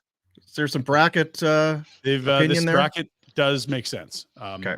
There are better ones. It's a little non-traditional, but it's not a bracket error. We'll let it fly for sure. Are you sure Buffalo didn't get through? I was gonna say they're black and white there. Does that mean The team's black and white got knocked are they out. wearing some different Oh. jerseys? They reseed after the wild card round. That's why it's confusing there. Yeah. And you're right. Buffalo didn't get through. It'll be Kansas City at Baltimore, 1 p.m. on Sunday. They are favored by 4. That line moving. It was a 3.5 yesterday. And San Francisco, what was that? A touchdown. Now it's, I saw 7.5. Is it back to 7 now? Keep an eye on Believe it's Betway. 7. 7. Okay. It may still 7. move prior to kickoff, of course. So keep your eye on your Betway app. That's right. That's right. So Bills and Lions fans got together before the Bills lost. I don't know why the Lion fan was there. Let's just watch. This is very Billsy and very Lions fanny. I don't know how he got here. Someone yelled John Cena. The table is lit on fire. And now No, his He's- ass is still on fire. Get in there. Yeah. now question. Would you be jumping on that guy to put him out? That's got to be your pal. Otherwise, that's just not the move. I mean, that's a lot of pals then. There's a lot of people standing around there. And good work by the tosser. You could have come up short, maybe hits his head on the tailgate. No, he was. Right on it. Dead center. Buddy, the ground is snow and ice. Don't wave your hands at it. Get your butt on the snow. Come on.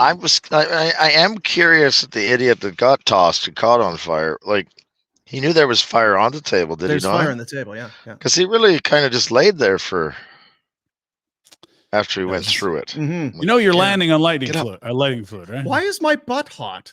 Do you guys smell that? What's happening? Oh, maybe it's the fire you just threw me into. I'm just I'm not a very good friend, I guess. I would just be standing there. You got your dude, you're on fire. You should stop, drop, and roll. You ever heard that? Stop, drop, Stop, drop, and roll. Hey, Bills fans are still sour. I would help you, but I don't want to sign right now. I can't sign. I'm busy. I'm doing a show. I can't sign. Please run. No, I'm busy. I'm busy. Sorry, guys. Just some fans.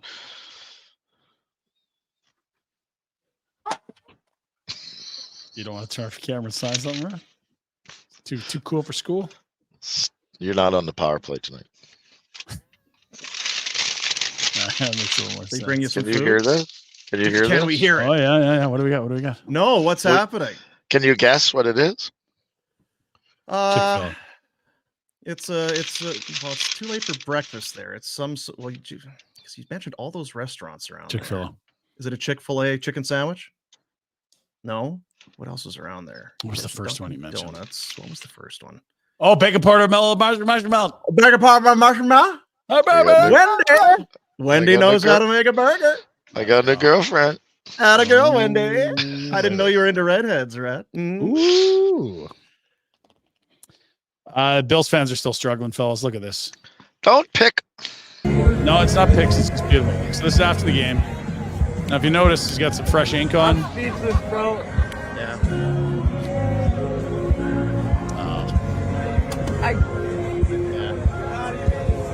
Yeah, he did get some world champs that World champs. with the Yeah. year on it. Oh, buddy.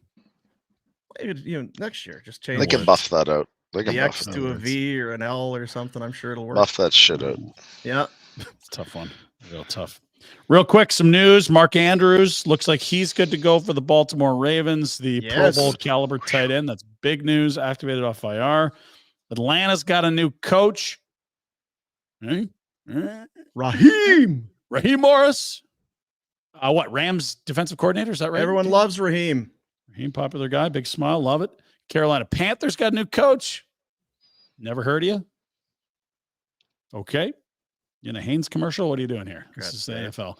And then we got some, we heard that the halftime entertainment, we know who's doing the pregame, Post Malone, and now we got Tiesto during the game spinning tunes at the stoppages. That's a nice jacket. Tom Brady. I didn't know Tom Brady was a DJ. Good Lord. Look at the jacket. Oh, I like the jacket. I like that jacket. Time for the fails of the week. We are almost done, fella. I have 5 for you. Now I want Jack to pause this immediately so we can think about what's going to happen. Oh, what do we see? Oh no. It gets better. You all right? Yeah. You really did fall down that? I did. Okay. Glasses on. Wow. Okay. Popped right up. Now full speed, Jack. Oh. You all right? Yeah. Yeah. You really did Yeah. fall down that? I did. That's RJ. He just took the big spill. He's gonna pop right up, throw my glasses on. I love Don't that let she the wife asked, know. like, Did you like really you fall actually off? fell? Did you? No, actually it fall? was just fake. You really? Did you really just fall? Yeah, no, good. Yeah, good. Yeah. You can tell that's early in the relationship where he's still trying to impress her. Oh, yeah. No, Yeah. I'm You'd fine. be like, yeah, I fell off because you weren't holding the goddamn ladder. That's how it should have gone. You weren't sitting on your fat ass inside and you're holding the friggin' ladder for me. Maybe I don't fall off the goddamn roof. That's the other How are side. things sitting on the whole front team? Relationships, how that Things are goes. good. It's great. Pop shot. No, I'm great. I'm just gonna go lie in the basement for a week. Okay, see you. Bye. Love you, hon. Oh, did you fall off? Are you okay? Oh, yeah. I'm good. We had some live reporting from the Toboggan Hill, which is never a good idea for a TV news reporter. Great for the Pinder Report, though. That's Rob Left. All right, so I've got my trusty stopwatch, and here they come down the hill. It looks like Ruben is in the lead, and here comes Al. And that was a bad idea. At Riverside Park, Rob Left, Global News. I want to say it's staged, but he does the full flip, loses it, but he still throws the tag at name, outlet, location. All right, so I've got my trusty stopwatch, and here they come down the hill. It looks like Ruben is in the lead, and here comes Al. And that was a bad idea. At Riverside Park, Rob Left. Dean? Stuntman. Is that AI? It's not AI because that's a long time ago. I was like 16 years because I was doing some TV stuff and we had connections to Global, so we would have his stories all the time that we would run or his reporting or whatever. And it was did you could have said, "Hey, run into me," and it'll be funny. But you probably didn't expect that. So either way, kudos to him for either having the balls at the start to say run into me and go through with it, or to get helicoptered like that and still have the wherewithal to pull off the sign off. He almost breaks his neck. Like you watch how close his head is to cracking against the ground there as he's flipping over. Like that's about as good as that could have gone if you had to do a full front flip there. Yeah. Attaboy, Rob. Still live. He's, you know what? That'll never die. It's like Pickle Fest. It'll never die. Pickle Fest. The internet. It'll follow you around. It's following him around for the rest of his life. Was it Don Relish and shut up? Deli Just Relish. keep it going. Keep it Bickle. moving. Nothing to see here. September 5th and 6th. Golf's a very dangerous sport, fellas. I don't know if you knew that. This is an early 2024 highlight. Ball's below his feet there. Oh, God. 4! Left her open. Left her open. What the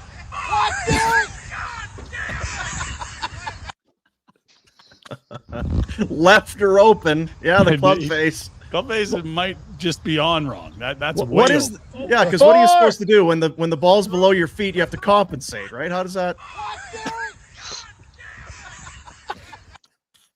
That's like almost a 90-degree to the right. That's a big miss, fellas. That's a nice hook. Yeah, I like that.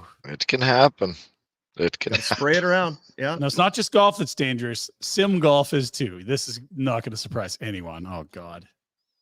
Hello, darkness, my old friend. Oh no. Oh no. Oh no. Oh no. Oh, how are you What? that locked in on your swing? How? What the H? Oh, right across the face from point blank.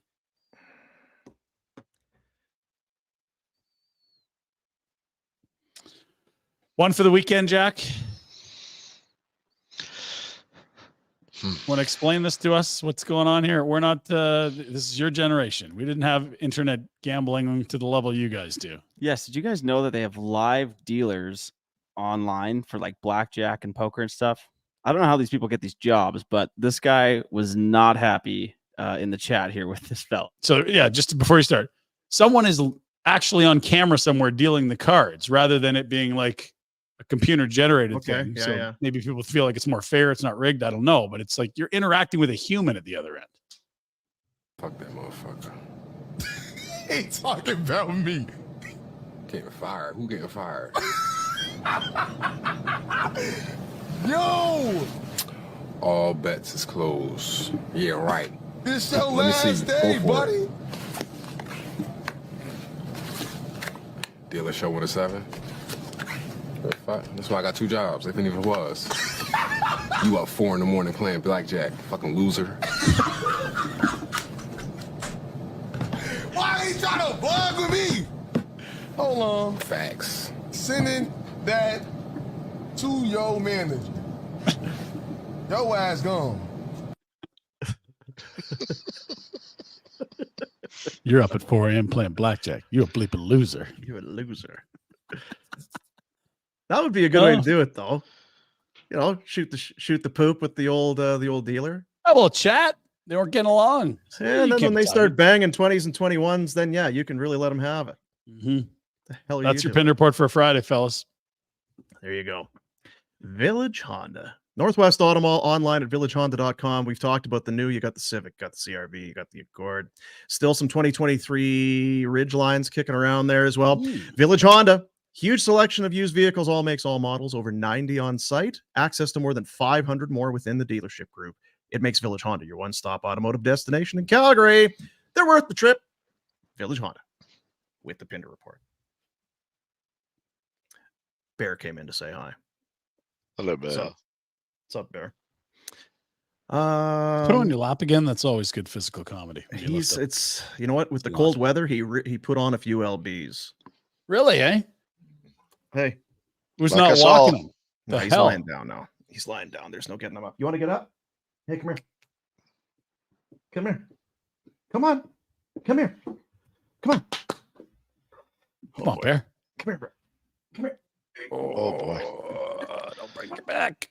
Don't pop a vertebrae. Use your knees. Oh. Oh. Yeah. Yeah. Yeah, Bear. Looks real happy to be there. Say hi. Say hi, bud. Can you make him do a little growl? A little howl? Oh. Okay. Down you go. Oh boy, Bear. It's a good looking Few dog. LBs Dean. there. Good looking dog. Few LBs for sure. Go for a walk later. Okay, we got a couple things left. Got to do our Betway bets. It's football picks Friday, buddies. Football picks first. These ones are worth 100, right? Because I'm way behind. Douglas Mattress. Talked about them earlier this week. Talked about them last week. Now listen. No reason to be, but kind of skeptical. So it shows up on your doorstep in a box in a plastic bag. This is going to be a king size? So it's convenient. I get it, but how good could it be? Pinder, how has your Douglas Mattress experience been? It's been phenomenal. It's incredibly soft, but it doesn't feel like it's not supporting. It's supportive. It also isn't like I'm like sweating and hot. It's quite cool for something as comfortable and soft as it is. But the big one at our house is like, okay, I've been doing afterburners. I'm rolling in pretty late. Or Aussie Mama's watching Yannick Sinner and Novak Djokovic till 3 a.m. and in and out, not feeling a thing. That's a big one. We're not on the same clock a lot of the time. So in and out, no sweat. And what I love, look, if you bought it and you didn't like it, you got a full year of sleeping on it to make up your mind. You're not gonna, because it's awesome. But I mean, Jesus, you can't. There's no mistake here. You get a full year to test drive the thing, right? Named Canada's best mattress on Canadian Living. Loved by more than 200,000 Canadians, 10,000 5-star reviews. You don't go into the store, you're not flopping on mattresses talking to some guy or girl. Oh, you guys, yeah, good. No, no time for that. No, thank you. And as you said, it's a risk-free trial. Oh, well, how risk-free? How about a year? That's risk-free. We'll give you a year. I mean, I'm a procrastinator, so that works for me. 365-night risk-free trial. You don't like it, you get a full refund, no questions asked. Douglas donates these mattresses to local charities. And here's why you go through us. Okay.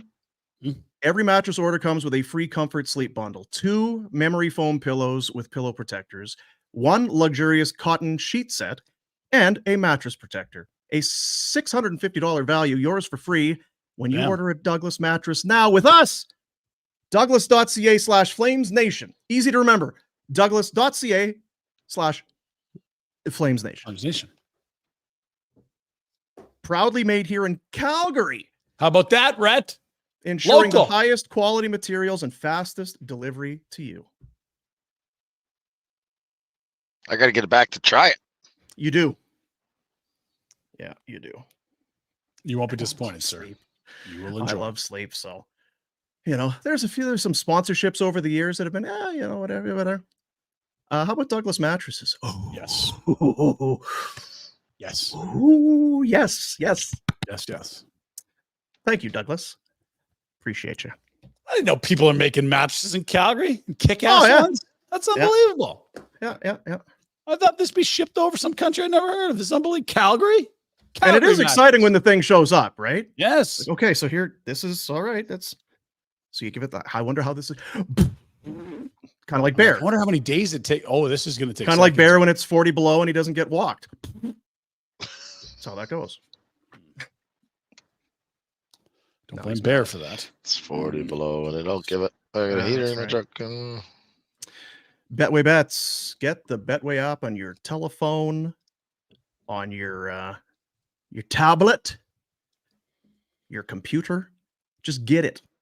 Get in and get ready for a big weekend of football action. Let's just say that. Betway, bet the responsible way with our buddies at Betway, gaming partner of Barn Burner. 2 games this weekend. Kansas City at the Baltimore Ravens. Andrews is back. Lamar's been great. -4 at home against the Chiefs. I'm taking the points. Or I'm giving away the points. I like the Ravens. I like 4. There's something about Baltimore. I don't really like them. I think I don't know that they're the least exciting team of the 4 that remain, I think. I agree. But they have been almost undeniable. They have been deadly, as you would say, Rhett. They've been deadly. Give me Baltimore -4. And I am taking points. Detroit into San Francisco. 7. Come on, Dan Campbell. Keep the dream alive for all the Lions. Keep chomping kneecaps. Let's go. That's right. Get at that Brock Purdy. Let Hutchinson get right at Brock Purdy, make his life miserable. And even if they still lose, just don't do it by 7. So I'm taking no. Oh, that's Pinder. Okay, sorry, you swapped already. Yeah. So yeah, I got the Lions. There we go. I got the Lions with the points. Baltimore -4. I got great news here, Dean. I'm on the other side. And given how my season's gone, you could probably cash those right now, baby. I don't love the Kansas City Chiefs. I just can't bet against Patrick Mahomes this time of year, fellas. Would it surprise anyone if somehow, some way, Pat Mahomes was still playing in 2 weeks? Ain't going to surprise me. On the flip side, I think Detroit's been a great story. I don't know. Something about Brock Purdy saying, bleep all of you. I was the last pick of the draft a year ago. I'm just fine. Make a statement at home. Hopefully we get Debo. What's the latest on Debo? Can we get some Debo? Please give us some Debo. We need some Debo. 7 points is a lot. Come on, Debo. But they still got Kittle and they still got Ayuk, and they McCaffrey. still got McCaffrey. It's a heck of a team. I Jerry like Rice. San Fran -7. Steve Young, Roger Joe Craig. Montana. Retro. I'm thinking I should change this just because of what Pinder just did. I did see your picks come in. I was worried for you. You and Pinder. Look at you two guys. Sweeties. To be the best, you got to beat the best, Dean. Okay. That's why San Fran's going to move on, and they're going to beat KC in the final. Simple. Done. You said KC's going to move on and beat KC in the final. No, San Fran. Fran's going to move on and beat KC in the final. Okay. I'd like He Detroit is- to get by. I hate Baltimore. I can't cheer for him. I can't bet for him. Detroit, I could, but I think San Fran's too good. Now, what about the possibility that San Fran wins, but say it's by 4 points, 3 points, 5 points? There's a lot of You points. know, there. you know, for the history of my choosing, I've never worried about that. You've never Who worried could be about bothered with spreads. the spread? Yeah. I have instinctual knowledge of how this is going to play out.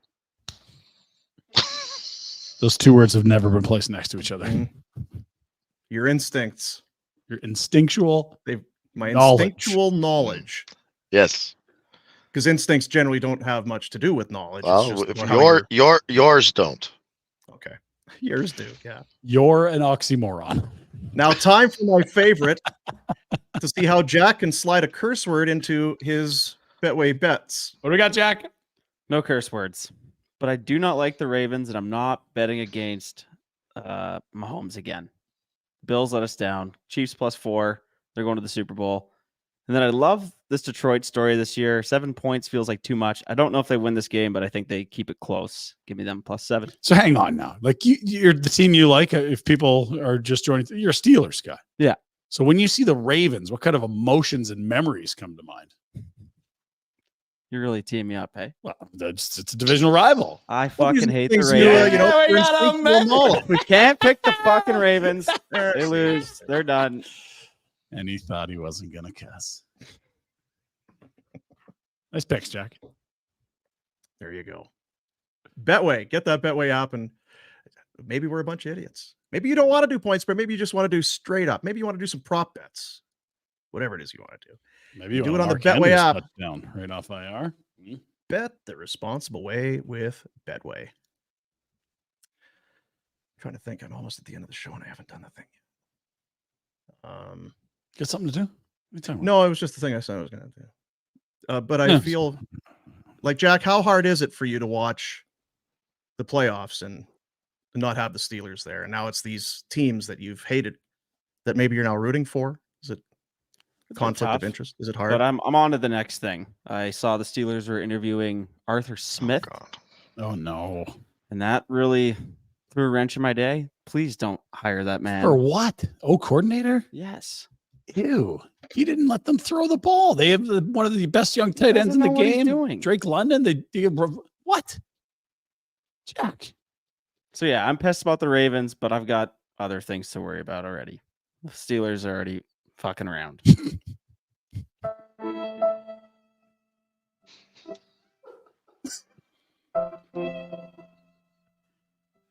Maybe you want Canada back? No. No. Sad times for Jack.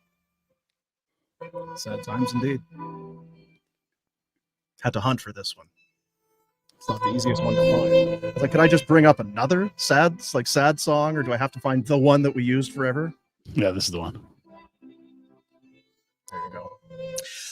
Let's find out what's on the menu for DoorDash. You kind of threw out the schedule there a little bit earlier. Kind of a quiet night in the Some good ones though.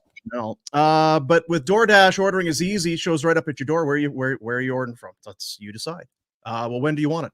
Decide. Is it hard? No, it's easy. You get the DoorDash app. You pick what you want, where you want, when you want it. Shows up right outside your door, and for a limited time, our listeners and viewers get 25% off and zero delivery fees on their first order of $15 or more when you download the DoorDash app and enter promo code NATION25. NATION25 is the Bang. promo code. What's on the menu? Oh, I got lots for you boys. We're going to start with Vegas and the Rangers on Broadway. Good matchup here.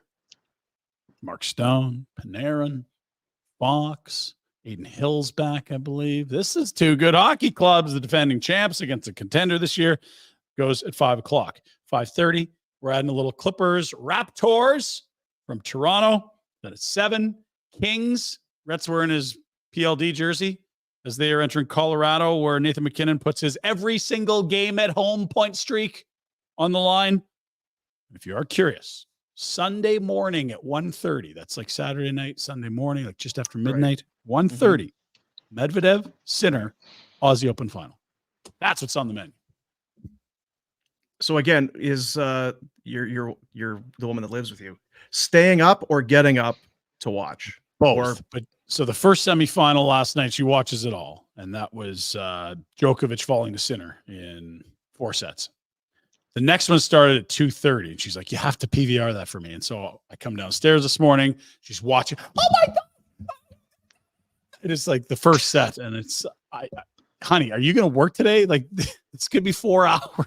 What do you don't? I won't say anything. All right. Can we get the kids to school? Can we do this? It's not. Is she able to stay kind of cone of silence? She's not a sports honk, but she loves tennis, so she doesn't have all these apps pushing alerts to her about stuff. Gotcha. Loves tennis, and it's the Aussie Open. Talk about double whammy. DoorDash, dash that for the win with DoorDash. So what did you get in the bag there, Red? What's in the brown bag? I had a spicy chicken and a Dave's double. Oh, spicy chicken is it's a no fail. It's a first ballot Hall of Famer, if we're being honest. I was gonna go with just one sandwich, and then I thought, no, come on, don't be a wimp. It's a 2-banger. That's right. It is a 2-banger. I'm falling asleep now. Yeah. Good night, so what's on the menu for you today? What's happening after? Already played a game. Already played a game. You've had the 2 burgers. I'm gonna have a truck nap. Yeah, I'm gonna have a truck nap, and then we got a game at 4:30, and then I'm gonna go home and have a real nap. Do you not have a hotel room? A truck nap does not feel satisfying enough. I don't have a hotel room. It's only an hour away, and we don't play tomorrow till noon. So, gotcha. So you need the truck nap before you drive back home. No, we play another game today. Sorry, all right, wasn't listening. 4:30 today, so I'll have a truck nap now for another hour or so. Be perfect. What are the young men doing? You don't like a truck nap? I'm gonna make him have a nap. Good luck. Yeah, I'm not really comfortable because I feel like people be looking in, watching me drooling and snoring and stuff. Self-conscious, eh? It'd be like falling asleep on a park bench or something. You're out there for everybody to. And? Yeah, fair enough. Pinder. Don't knock until you tried it. Passing out on the sidewalk, sleeping on. What's the problem? You wait till the sunlight hits your face when you're sleeping in a dumpster. It's hey, there's George Sweetland. Look at that. Let's get out of the way, Luke. That's George Sweetland over there, folks. Get him on, Georgie. Get over here. I hope he's come here, George. You scumbag. I don't want to talk to George. I do. Oh, there he is. Georgie, get in here. You want to talk to him? He can't hear. No, I don't. Yes, I want to talk to Georgie. Hey, boys. George, how are you, buddy? How's the season going? I'm good. Oh, good. I'm with the best coach ever. What? You guys brought a new coach in for this tournament? I'm with the best coach ever right here. Now, how did you play this morning? I heard too many penalties. Yeah, too many penalties. I just think our kids like taking penalties. After that 5-on-5 brawl, I can't see why you arrived at that conclusion. Well, I think, yeah, you're right. But I think we need to fight a little more, though. I think when Razor's on the bench, they like to fight more. Yeah. So does Razor make these trips? Because he can't, right? He's a very busy guy. He's working. Well, actually, now he's in Beverly Hills, like, eating. Yeah. Probably better than Rochester. I think he wins that, actually. Yeah. We're actually going to win the championship this weekend. Gotcha. So did you guys carpool together, or do you all just take your own rig and waste gas? Well, we all took our own rig. Yeah. Except Luke came with me to eat. Gotcha. How much does he eat? Yeah, God. Yikes. Oh, well, let's see here. A couple pounds. Yeah. because the old man had a spicy chicken and a Dave's Jr. or something. Dave's so he had double, the two banger. The kid's got some metabolism. I would think he'd even be eating more than that. Oh, we had lasagna. We had, what else did we have? A lot of pasta. Now, you think there's big shoes to fill for the young man with his dad being a hockey player. Rhett's hockey skill just very, very small compared to his ability to house wings, eat large amounts of food, disappear containers of Cool Whip. I mean, you want to talk about big shoes. If the young man can hang with dad in the food category, that's impressive stuff. Yeah, he can hang. He definitely can hang. Definitely. I mean, back in the days, it was just pizza and beer. That's all that you eat and drink when you played hockey. That's right. Today, it's all protein shakes. That's right. It's changed for sure. All right. What sauce are you on tonight, Georgie? Rhett calls you what? a booze bag. What sauce are you on tonight? Actually, I just had a couple of Labatt's Blues. Just a couple, though. I'm waiting for a couple of barn burners. Yeah, that's right. Yeah, there we are. Yeah, we'll get them to you. I know I'm waiting. I tried to order, but they won't send it to me. Yeah, it's legal stuff. Yeah. It's nothing personal. Yeah. All right, man. Well, you guys take care. I'm going to go you take betcha. these boys back to the rink. Yeah, real good talking to you. Thanks. Hey, you too. Hey, next time you guys got to come to Buffalo, we'll go drinking. Yeah, can't wait. Yeah.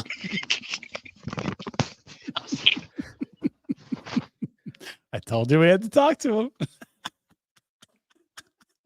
Yeah, don't ever fucking do that again. That guy's Do that again. That was awesome. Georgie. Is that a Buffalo accent? What am I hearing there? The bad blues. I have a couple of bad blues. Yeah, okay, a couple of Labats. If you guys want him on a weekly basis, weekly's a lot. I don't know about weekly. I don't know if sponsored. You know what? No, he's like my old man Doug. He doesn't realize that he can just relax yet. He's like, we got to work him. You know. Yeah. He's trying to be professional. Mm-hmm. Well, it is YouTube. Yeah, for sure. So these are the people you're hanging out with. This is why you moved to Buffalo. Absolutely. Yeah. Just booze cans. Life choice. Already had a couple blues. They had a couple blues. They're protein shakes, eh? All right.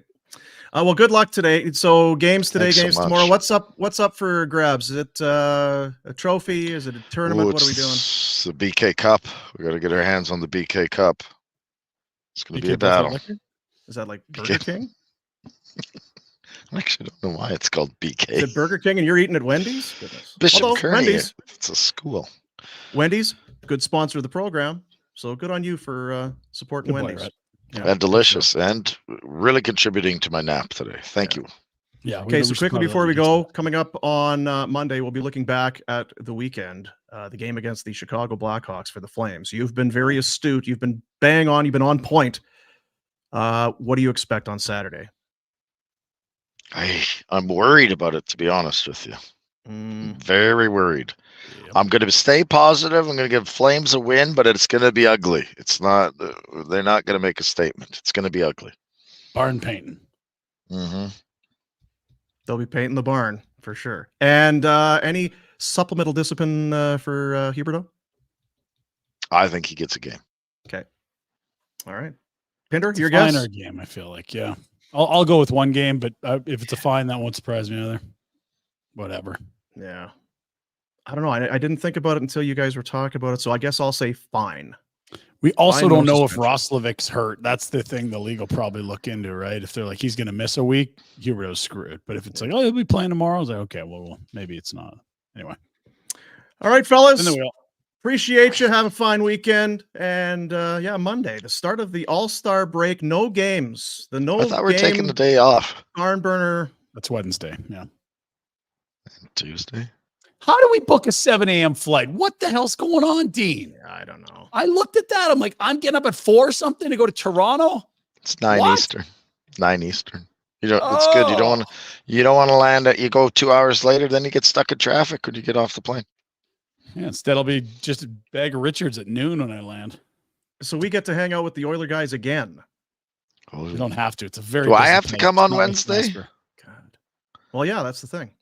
No. It's Wednesday night, I think, arrival. or is it Thursday. I'll get there when I can. Thanks, There you go. guys. Sounds about right. All See you, Red. all the best. Yeah, see you, buddies.